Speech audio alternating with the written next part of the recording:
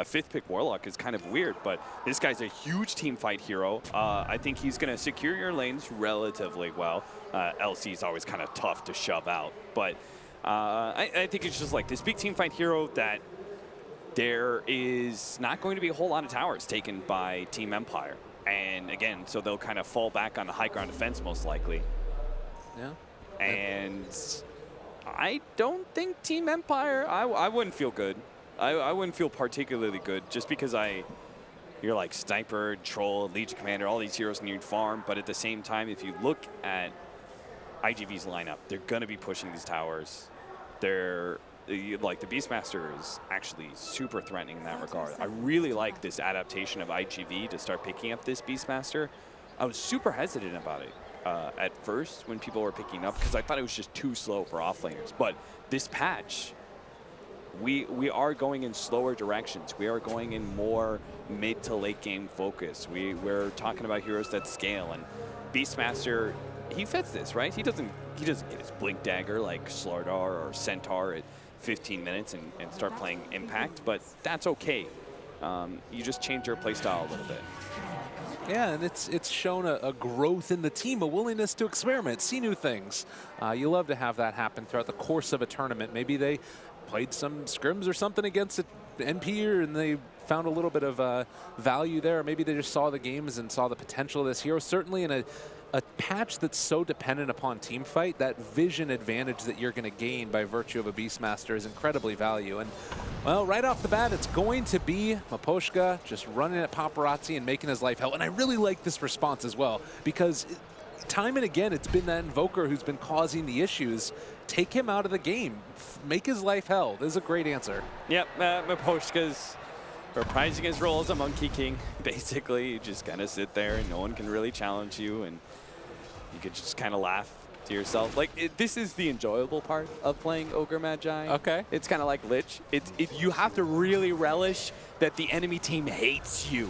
They hate you so badly that you're just this dumb ogre, and Paparazzi's like, I can't do anything against this hero. This is dumb. Because later on, you're going to be a walking bloodlust machine, and you're going to be the one hating life. So misery loves company. You got to hold on to that. Couldn't have said it better myself. I think you hit the nail right on the head there. And, well, misery, this is certainly what's going on right now for Paparazzi, who's forced back again. Did already have the salve there, but will possibly be forced to use it. And yeah, this looks like that's going to happen. He recovered from this last time, right? Yeah. I don't feel like Paparazzi, like that brief hiccup in the first 2 minutes, I don't think that particularly shut him down, even though it was cool to watch. So, you know, Miposhka, he did what he needed to do. Now he's going to secure the Legion's lane. You don't ever just sit there in lane as this ogre. You just have this first minute impact, and that's kind of it.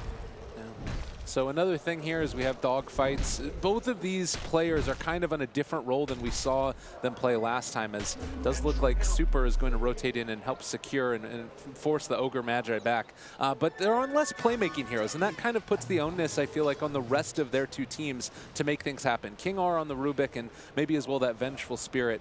And also this Nyx Assassin. It just feels like it could be a little bit tougher for them to get things done in the early stages. Yeah, I do think that there's still plenty of opportunities for dogfights to actually make some plays with this support Nyx Assassin. It's a tough hero to do so, but if you look at it, right, he's got this Sunstrike to work off of. When he does hit these impales, there's a lot of extra damage that can follow it up. He can make a lot of plays with the Beastmaster as well. They've got this solid, you know, big nuking combination between the two of them. So I think there are more opportunities there. Miposhka, I don't know, like his cores do need a lot of form before they can be pretty active. So I'm just not sure if that really fits him very well, because Miposhka has been like so critically important to Empire's success here at DAC. We also saw Chappie in that last game on the PAs. We have a little bit of a brawl going on mid. It's Paparazzi taking some damage. You got Mr. Ogre there as well. Gonna start dealing it out. They drop the Chaos Meter, and Evan actually takes a good bit of damage from that, but they still find that kill. First blood on Paparazzi. Yeah, that's great. In July, he is getting some of the benefit out of this, right? Whoa. Something happened. I don't know what the hell is going on. He hit a Sunstrike on FN, but FN barely survived. Okay. Cool. That it had to have been real close. Because I was thinking that. I was like, he might be low enough, but I was like, nah, that won't happen, right? I thought there was an earthquake in the stadium and we were all dead. Literally, that's what went through my mind. We are no longer alive in this world. Wow, you're such an optimistic person usually, but Jesus, when your shit goes down, apparently Gabe just abandons that sunny mentality. I was going to throw my headset and run. Paparazzi needs to run a little bit himself. He's taking a good bit of damage. The bloodlust onto Sniper already in some trouble. So continued dominance in this lane, and now the lift back. King Auron's here. Paparazzi going to drop. And not even a Sunstrike could help him out there.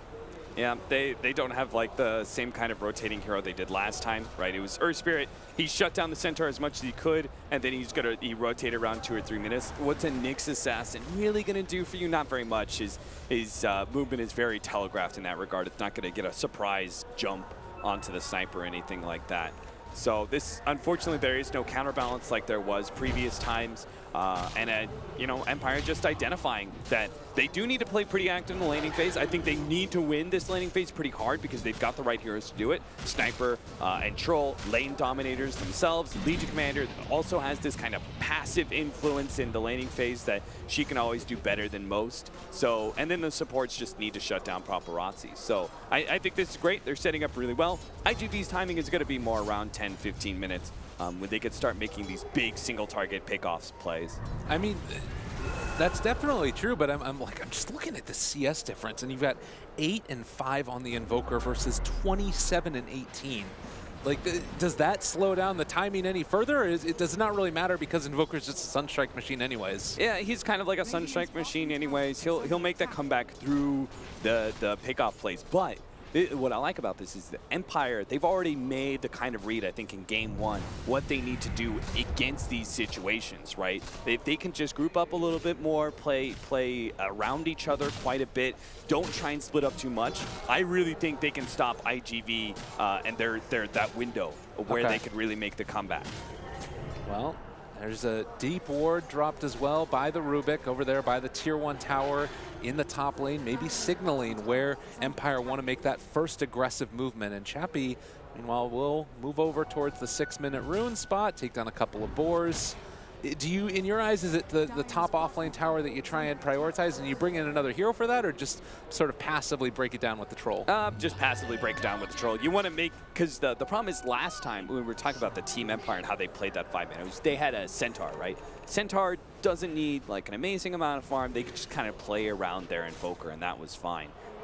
This time around, they've got 3 cores who all need a decent amount of farm, so you need to make the most of their independence now. Look at how much they're bullying Paparazzi. They're giving him nothing, taking away even the small creep from the hard camp at this point.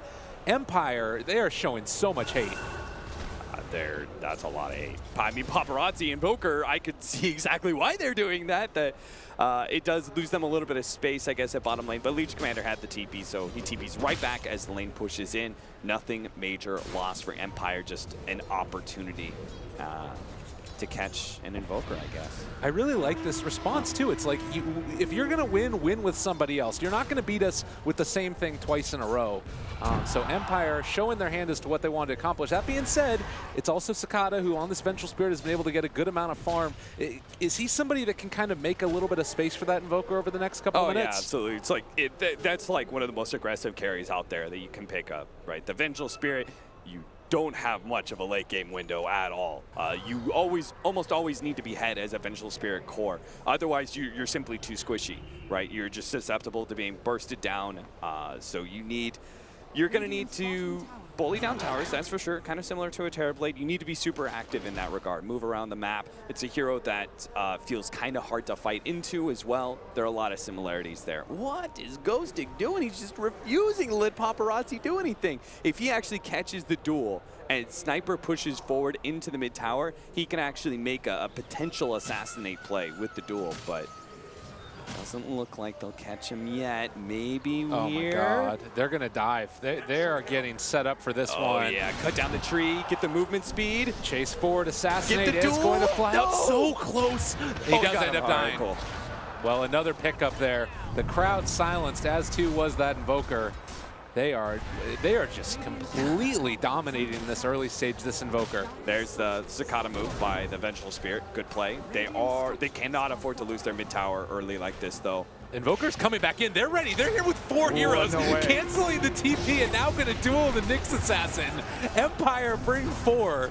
Oh, wow. That's so cool. What happens, like, they know Vengeful Spirit's going to be active, right? So as soon as Vengeful Spirit shows top, they're like, fine, we'll take mid.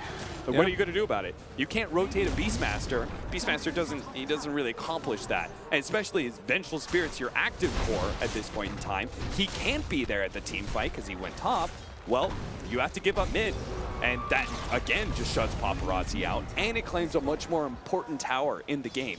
Safe lane towers go down all the time. You can give up that tower, who cares? Mid towers, those are really critical. Oh, no, and again, Paparazzi pulled back in and killed off. 0-5 start for the team, and as far as Paparazzi is concerned, he's been killed off most of everybody. 4 deaths for him by the under 10-minute mark. You know, Russia, Ukraine, you got to get some like cyberbullying seminars going on here because this is just so unfair. Like Empire just like running after this one hero. They're focusing on literally nobody else. Sakata's just doing his thing and they're just ignoring him. Beastmaster's getting some farm, but the thing is, it's working because the objectives they're taking off of it as well. Like all this rotation into Paparazzi and such, like that's all fine, well and good, but it's the mid-tower play that really makes this well worth it for them. The rarely seen 209 GPM Invoker. It is a rough life indeed. And I guess here's the thing. What are they losing out on by doing this? What's the trade-off that's being made? Is it anything really? It's early farm on Beastmaster. That's Okay. dangerous. It's also Vengeful Spirit, but you can't. You could potentially pressure a Vengeful Spirit in lane. You could rotate maybe 2 supports into a Leech Command, but that's risky. I think it's just better play. It's just much easier to pressure that Invoker and take the secured play. So the only thing that's really traded, I think, is the Beastmaster farm, which Beastmaster doesn't come online, even with total free farm. He doesn't come online very quickly, right? Yeah. He's still a length away from Necronomicon #1. And that's one of the big first peaks. Well, I guess the other thing is, you know, a good amount of experience probably spread around. I wouldn't be surprised at this point if, you know, IG.V actually has a little bit of a net worth lead in spite of that kill advantage. Probably not net No, worth, it's but not more experience. Sorry. Yeah. But even there, Yeah, even there. I guess when you get 5 kills to nothing, that's a pretty good start for your game. Yeah, Paparazzi's like, experience, what's that? All right. Level 7 in 11 minutes. IG.V have had enough. This is a statement smoke. Unfortunately, it does also look to be a telegraph smoke, and nobody is in the mid lane for Empire. Although this rotation does move over. Swap, they've caught him. Okay, they kill off King R. Get 1 on the board. Paparazzi, you guys couldn't just leave me that Sunstrike kill? Come on. Give it to me, please. All right, so they made a play like that, didn't mean anything. Caught King R. They wanted something big, you know, like a rotation, catch the sniper, use your Warlock ultimate, take the tower. They wanted that kind of play, and they didn't get it. So IG.V still have to find a better way to come back into this game. And I mean, maybe it feels like, smoke. Again, starting with that Vengeful Spirit, but right now it's just Paparazzi trying to farm up Ancients. There is going to be the top tier 1 tower taken, as well as the mid tier 1 taken for Empire. The movement is now down towards the bottom one. Again, could be a little bit telegraphed, although you do still have the Vengeful Spirit that's in the area. Now bringing in Super. He has his level 6. They're all grouped up. This could be a good moment for them, but it looks like Empire instead going to dive, get the duel, starting to bring down this Venge. Do they decide to go for the counter initiation? It does not look like it's going to happen. Oh.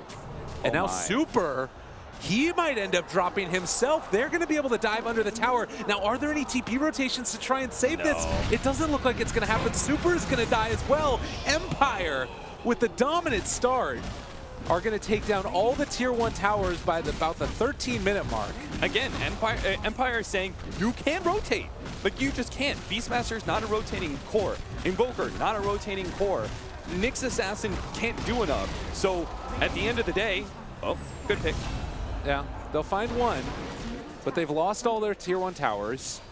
At the end of the day, as long as they stay ahead of the Vengeful Spirit rotations, the first one was top lane, they pushed through mid. This time around, they rotated into the Vengeful Spirit's lane, so there's nothing that's going to be helping them out there. Empire do have a knack for reading those kind of weaknesses, and they're exploiting it heavily right now. And what is this Invoker really going to do in the later stages? Like, you can see Paparazzi building towards this more points and Quas, wanting to get more team fight out of it. You know, slow down a little bit more with the ice wall when you eventually have that to try and hold the high ground. But it's just not feeling like they're going to necessarily have all the damage that they might need. They may be too far behind for this 5-man play to work. We'll see. Oh, it's a smoke. It's a Roshan play. This is about cool. This is the best thing I feel like they could be doing. But Empire maybe realizing what's going on. Oh, this could be a very fast game 3, Gabe. Oh God! All right. Fights has the right positioning. Pops the smoke. Ogrominat's there. Troll jumps forward. Has found in July. They turn to Roar. Not sure if it's enough. There is going to be a Sunstrike. Doesn't quite kill off Chappie, but he will eventually fall nonetheless. Now they've dueled up the Vengeful Spirit. Going to bring him down. FN peeping people from the high ground, but that is going to be an upheaval, slowing down FN. Can the goal kill him? No, he's not going to go down. Range creep. Oh, the value range creep. The most strong creep in the game. God, and this now goal is the upheaval. King R is going to go down. He is going to die. Sniped as well by the axes. Empire lose 3. Oh my God. That was the most value early game upheaval I've ever seen in my life. It's right on the edge, catching FN, slowing him down. The golem just beats the crap out of everybody. Wow, that looked really nasty. IGV, I think they got pretty fortunate in multiple. Yeah, I know. No fatal bonds. Well, it's quite a build, quite a good response as well, but it does leave open Empire now to move in, try and take down Roche. Can Paparazzi redeem himself? Seems unlikely, although they're starting to stack up the upheaval. They do have to swap out as well. That is a play Sakata could pull if he wants to get fancy. Mega Bash by Roche. They've got vision in the pit. Chappie, Sunstrike coming through, is going to drop. Sakata picks up the kill. Now looking for more. They're going to swap back in. FN, he's so slow, but Ghostic going to find the duel. Now turns onto that Beastmaster, trying to bring him down. They don't have enough damage, though. FN is going to drop as well. They're going to lose the Ogre. They're going to lose everything. IGV's team fight is just out of control. Empire just fed away 2 team fights. IGV now have this game. Like, they were on the precipice of losing all control. And 2 back-to-back miracle team fights for IGV, and they're ahead. Yeah. That is unbelievable. And now look at that swing back into their favor. Net worth up 4,000 over the past couple of minutes, and well, soon to be striking even further ahead than that. And I'm sure Paparazzi is smiling right now. Oh, yeah. This guy's like, all right, I'm back in it, boys. I'm level 11. Aghanims is coming up. They still have to worry about a relatively farmed sniper, but the one thing you're really happy about, you can't see it obviously as a player, but your bench is right there, neck and neck with the sniper again. Remember, it's like you can't have an underfarmed bench. You can't have a bench that's has less net worth than the enemy cores. So, well, I guess the question too is Empire. They started off with this very hot lead. They were taking advantage of the lack of ability to defend towers, but now it's almost as if the shoe's on the other foot. With the Vengeful Spirit Aegis, do you feel the need to get anything really done, or? Oh, duel. Okay, they've caught it, but the swap back, turning it around. They drop the golem. That's going to be Ghostic gone.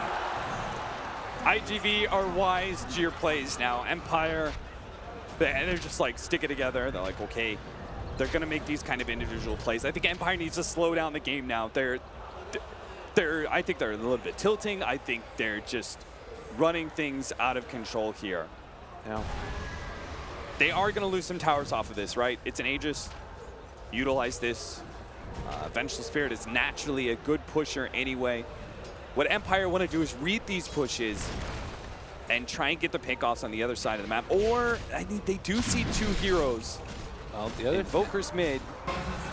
They've got a chase now. Wave of Terror was stolen. That's going to be Chappie trying to find it, but the Impale to turn it back around, press the attack. They still got their eyes on Sakata. They want to burn through this Aegis if at all possible. Starting to swap it up. They actually swapped defensively. The Nyx ends up getting the turnaround, but, well, he is going to fall. Yeah, but look at top. That Beastmaster. He's doing his thing, doing what he needs to. This is all worth it for IGV. Absolutely. Because as long as they save the Vengeful Spirit, right? As long as they get that swap back out, then they're good. Like, they just created so much space for the Invoker. A Beastmaster took a tier 2. He's he's getting his peak now. Like, he's got Necrobook 3, and he's going to have Blink Dagger coming in pretty soon. So, like, you don't really get a bigger peak than that as a Beastmaster. You finally have some really solid initiation to catch the sniper and the back lines. That was kind of one of your bigger problems for IGV's lineup early on. Early, it was more dependent on, like, okay, what can Vengeful Spirit get done? But now they have a second out in that regard. So talk to me a little bit about this decision to go for maxing Upheaval on the Warlock. We never see this anymore. This was something that it basically was, I mean, we never ended up seeing. What's the reason for it in this game? I mean, I think the Upheaval makes total sense. It's the Shadow Word that kind of surprised me because of the fact that this Legion Commander can just, like, boop, you know, take it quite off if you're using it offensively. But he still went for it, felt like it was the best play instead of getting some of the levels in Fatal Bonds. I think he just simply felt like there's going to be no scenarios that we can actually play off of. Like, we don't have these, like, really big AoE hits early on. We have more single target focus. So Fatal Bonds is going to feel as good as a, say, AoE spell off of that. So much better to get this big Upheaval that kind of, like, Empire don't have the same kind of initiators, right? They don't have a Blink hero. Yeah. So if you could just sit on the back lines and be this abusive slow machine. Oh, well, Legion going to back out, doesn't want to get caught there. They throw out an Assassinate as well. There's still really great vision for IGV in the area, with both Dogfights having his Nyx Assassin Vendetta as well as the Hawk in the air. They're keeping it pretty close. They don't want to end up overextending and then throwing away this lead they've been able to build. Poshka. He is a hero. He's okay with being initiated on. Sunstrike not going to connect. They keep alive that Ogre. Pump faking for a moment that ultimate. Haven't decided to go in on it as of yet as Chappie takes down that Necronomicon. Yeah, 400 gold gained. So that is, it's kind of like essentially a pickoff, right? Yeah. For that small bit of gold you get off of those Necro books. So have Empire completely lost this timing, as I do believe that was smoked right under a ward. Yeah, that ward. I believe there was a Hawk pushing out as well. So IGV 100% saw that. They naturally fall back on Shrine High Ground whenever they see a smoke like this. It's not like Empire are likely to go into that area, but it's best play. You're kind of like, you're sitting safe. Oh God, did he find it? Paparazzi? No. Oh, no, it was right there. They had it. Paparazzi gets away. Will be bullied no longer. They've been able to cause and give him enough space to make those movements out. God, it really does just feel like those two Roche fights that Empire maybe forced the issue a little bit too much. The game has turned completely on its head.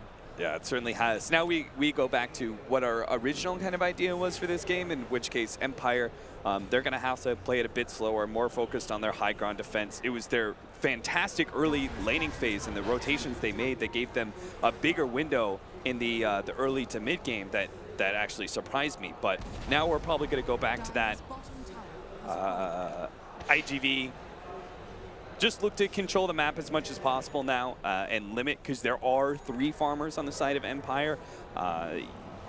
You just got to take out these tier 2s, get some aggressive wards down, punish whenever they do push out with individual heroes. They naturally will do that. They can't afford to just constantly stay 5-manning. They got to go for like Legion Commander or Troll. You know, they run out to a side lane and just burst it down or something like that. So BKB Cicada will be fully operational as a Vengeful Spirit core with that.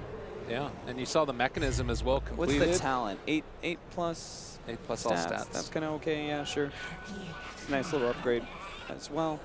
We also do have the chicken dance from Cicada, wonderful. Blink done on in July. Feels like these items are hitting a very strong timing. We're going to be able to at least think about going up towards high ground off the back of a smoke gank if they can connect. Yeah, if they actually get a really good team fight here, maybe they could take a tier 3. Otherwise, I don't think high ground is an opportunity that's going to be They have given. vision all in this area, though. There's the ward as well over in that medium camp. They jump onto FN. A little bit of a missed jump. Oh, no, they he jumped away. Catch him off to the side. They get it. Ghost Stick jumped away instead of press the attack to keep off the sniper That's life. okay, I guess. Like, it was just like the abandoned conversation we're having during the drafts. It's like, okay, you Euphonic shield that guy. He's still surrounded by heroes, right? You press the attack a sniper, he's still surrounded by all these heroes. There's not much that's going to save him. So I totally forgive him that. even though it did look dire in the circumstance. He's like, see you. Yeah. See you, buddy. I'm the carry now. Absolutely. No, and then now you've got a little situation here, you know, 15 seconds, no sniper. They're going to swap it in. Immediately find the Impale as well. Ward up on the high ground. This was not taken out by Empire. Empire, who've been looking so good throughout this tournament, on the verge of elimination if they don't have an answer for this is, well, there's going to be a stun. Nyx Assassin finds the counterplay. The Impale connects. Ghostic to drop. The Upheaval, they're so slow they can't do anything. FN is hitting from far away, but they are going to be able to take down Paparazzi. So maybe IGV stepping a bit too far forward. FN continuing the chase. Empire can't overextend. They're still at a numbers disadvantage. They should be happy with the one pick off they got. Yeah, you could see Dogfights. He was ready for a turnaround play potentially. Similarly, though, IGV do have a Roshan to take, and Empire has high ground defense. They don't really have the same kind of opportunities. Well, I guess maybe if they play around the Dire Shrine area for this Roshan attempt, it does kind of act sort of like a high ground area, but it's hard for them to fight outside the base now. Sniper is so easily routed by some of these aggressive heroes, the Vengeful Spirit with the swap, the Beastmaster, jump in, blink, even Nyx Assassin. Is Nyx Assassin close to a blink dagger yet? Yeah, he's kind of close. Yeah. So that'll be yet another issue for him.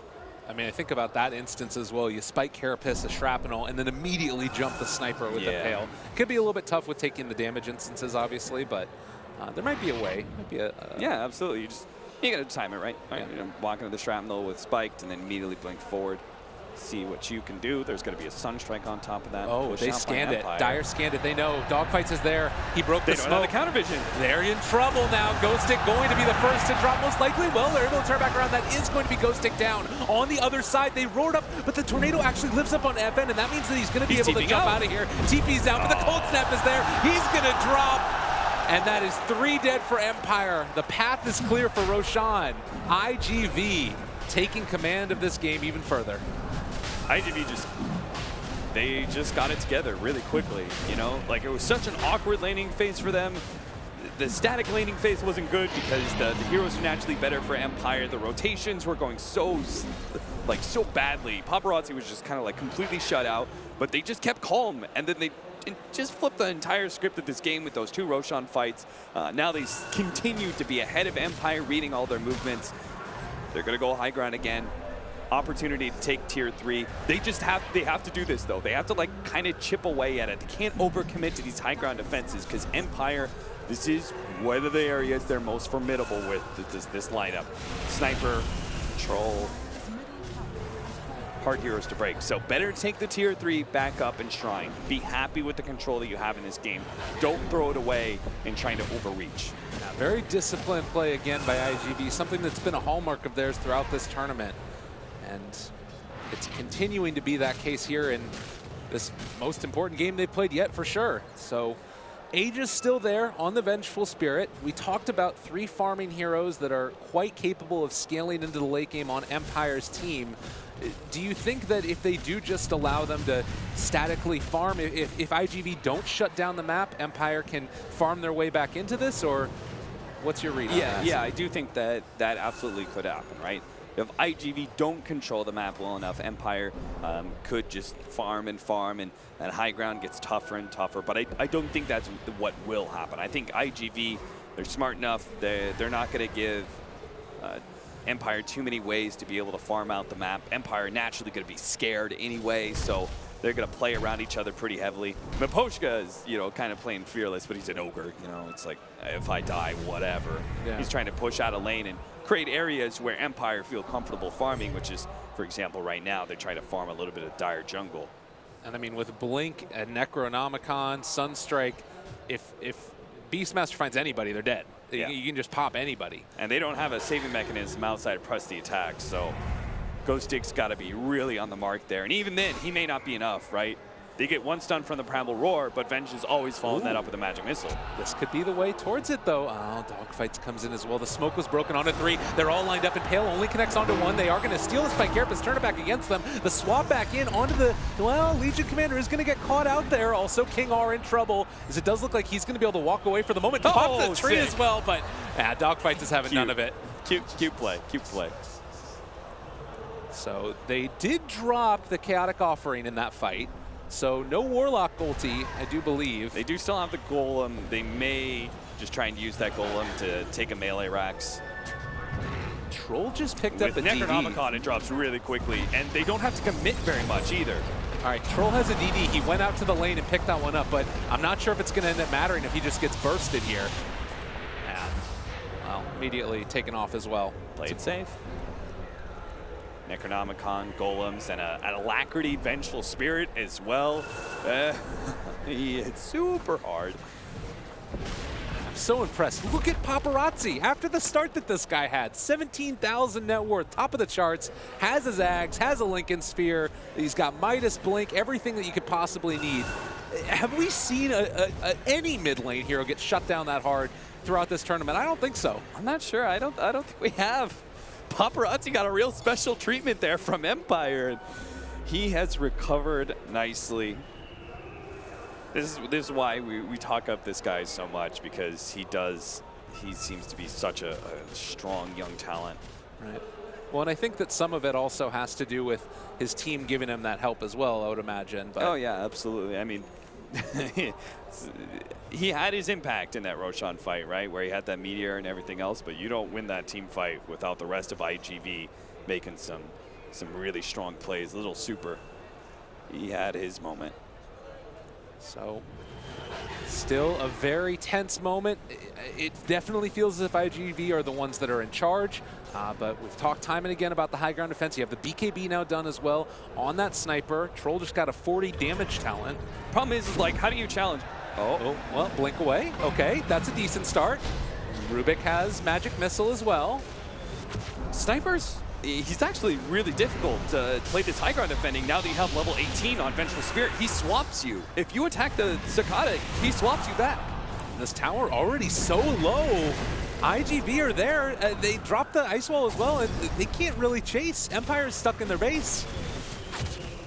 You just have to poke and poke and poke at IGV and hope that IGV stick around a little bit too long and present this opportunity, but they're just not doing it systematically. Using what they had, take an objective and backing away. They never seem to overstay their welcome. Yeah. And again, it just takes one time. It takes one overextension. That's what the Empire is going to be waiting for at this point. Yeah. Oh, and maybe there's a little something here, though, as they've caught on to Chappie. Sunstrike Roar, everything thrown in his face, starting to drop low. They are going to pop the BKB for him, so Chappie's still running away. Looks like he will make that escape. Don't expect that they'll be able to catch with the Sunstrike. See, Empire, he's going to Shrine, right? Well, he's still 7 seconds away. Yeah, I think that he's made it. Okay. He's I thought he was going to Shrine for safety, but they push out mid really aggressively because they know the BKB is on cooldown. IGV want to go high ground while they've got this minute window to work with. After all, they have Chaotic Offering. Empire tried to pressure mid and see if they could force IGV back, but IGV back, again, too wise to that trick. They're not going to turn their attention away from a potential win condition, another objective to take. AC is done on the Venge. My God, she is farmed, and you saw as well the Lincoln's placed over there. There's the swap back in. They drop the Chaotic Offering to boot. There's Chappie already starting to drop low. He's out of there, buys back immediately. They need to get back into this fight and take it. But in the meantime, they have caught out that Nyx Assassin, hasn't used the Spike Carapace, pulled back in a duel as well. They're able to take down one, but the huge meteor is going to be dropped down from on high. Hellfire raining, and Barrick's gone. IGV back out again. Cool as a cucumber. I love that because IGV showed that not only they're like focusing on the objectives, And then Zenix Assassin's being gone, and they're like, who cares, who cares? We're taking this objective, right? And they're about to back up, and then they see this opportunity. They're, oh, hey, this hero's overextended himself. Let's blow up that Legion Commander again. And they turn back for the fight. It shows that they're not so, like, they're always operating what's happening in the moment, right? It wasn't just a clear call of, like, take this and back, right? They changed their mind based off the opportunity that Empire presented them, managed to take even more off of that team fight, not just the lane of Braxes. There's now only one left for Empire. Total map control for IGV. A Roshan coming up as well. If they want to play it super safe, they can wait that one out. I think they should. They have done everything they could after they were given an opportunity with that Roshan fight. They've done everything they could to secure a win very safely. And this type of movement, this type of play that you talk about only happens when you've got so much insider knowledge, so much synergy together as a team. They've been together through the good and the bad. You think about this same team that went to Boston and couldn't have a couple of their people there. As we see another get caught out, this might be the way for Empire to get back into this. They do take down the Vengeful Spirit, and Roche about to respond. Oh, we'll have to see if the timer. That's a lot of gold going back in. I thought it was Roshan. It was just about to spawn too, but yeah. Hopefully the opportunity. Oh, and it's not going to present itself. That would have been such a big point. Yeah, but you also can't stick around that Roshan pit, right? Yeah. Be like, oh, maybe it spawns right away. No, that doesn't work. But the point I was making also is that this is a team that's been together for over a year at this point, if I'm not mistaken. I think March of last year was when they got together, and even when they had visa issues and couldn't get everybody there, they've stuck together through it. Yeah, when people were like all hyped about VGJ going into Star Ladder, I thought I was like, IGV is the better team. No. Because they work together really well. Like VGJ may have all the stars, and maybe they will be the better team someday, but IGV, they showed themselves, it's like, may not have the biggest star power. They do have some, and Paparazzi right there. Absolutely. And dogfights as well, but they just work really well together, and I think the bottom fight showed it beautifully. Right? It was just like, boom, somebody made the call, they all turn as a unit. Time for Roshan. Make it clean, keep it safe. So Empire now, this is obviously one of those do or die moments. We talked about their high ground defense, but is it something where you just have to try and make work what hasn't worked so far this game? I mean, I was like trying to hype up the high ground defense of Empire, but Sakata first of all got really far ahead as a Vengeful Spirit, but it's also like I just kind of like realized that level 3 swap, you got this hero on the front lines, he's got so much armor, you can't actually right click him very well, and when you do, he's going to swap you out. So what do some of these heroes do? It's not like they're all physical damage. Of course, that's why I like Sand King, for example. I was like, I kind of want some magic damage in there for Empire, a nice initiator that does that, but they've got this super tanky, super high armor hero. Which of the cores can actually do something about it? The only one is really Chappie.